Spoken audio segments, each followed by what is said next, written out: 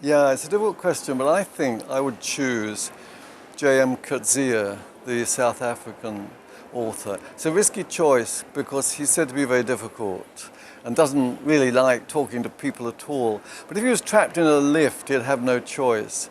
And why I'd actually select him is because I think he's the most intelligent person writing in English today. I think he is just astoundingly intelligent. So yeah, I'd like to keep the lift there for a while between floors. Very nice. Well, again, it's a difficult question because I thought maybe Dickens, and then I thought, well, you'll never get a word in edgeways with Dickens. And then I thought Thackeray, I've written about him too, who's very nice and chummy but would never tell you the truth. So I thought George Orwell. He'd tell you the truth and nothing but the truth, and he would be quite an uncomfortable companion. And you wouldn't eat well because he's a very ascetic man, but what a mind and what marvellous vision of life. So yeah, George Orwell would be, I'd spend eternity with George Orwell.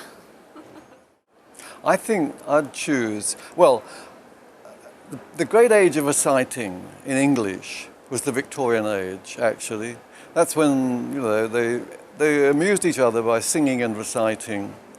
So it'd be a Victorian poem, and it had to be relatively short, because you can't, remember a long Tennyson poem. So it would be Arnold's Dover Beach.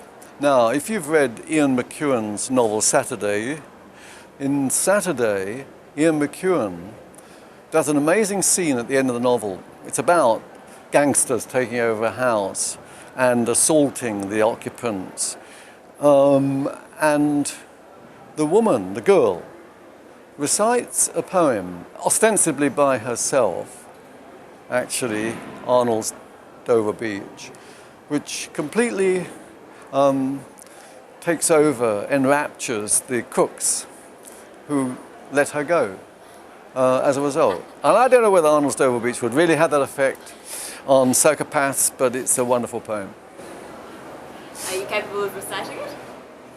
No, I can't recite it right through, but I can do some of it. I mean, the first line is wonderful. The sea is calm tonight. And then he talks to her, oh love, let us be true to one another, for this world which seems to lie before us like a land of dreams, so various, so beautiful, so new, is really has really neither joy, nor life, nor pain, nor hope, nor certitude, nor peace, no help for pain.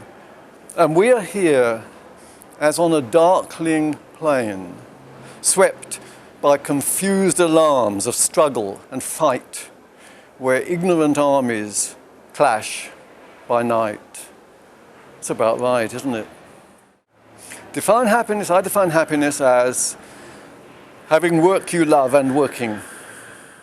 Yeah, the first book I ever read that I thought of as enjoyable was Tarka the Otter by Williamson.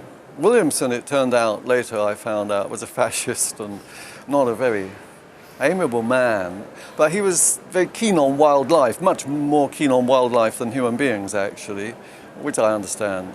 And Tarka the Otter is an otter view of life, an otter viewpoint.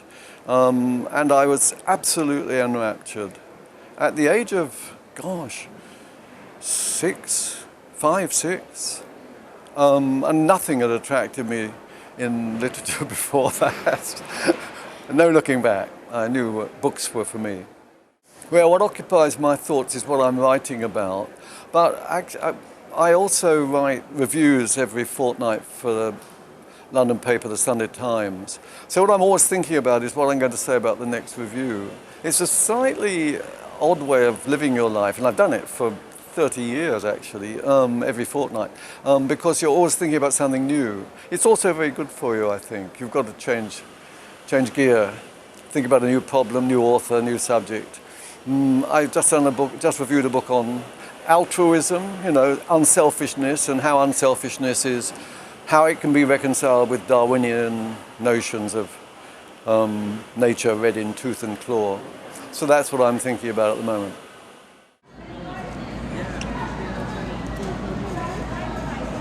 can imagine.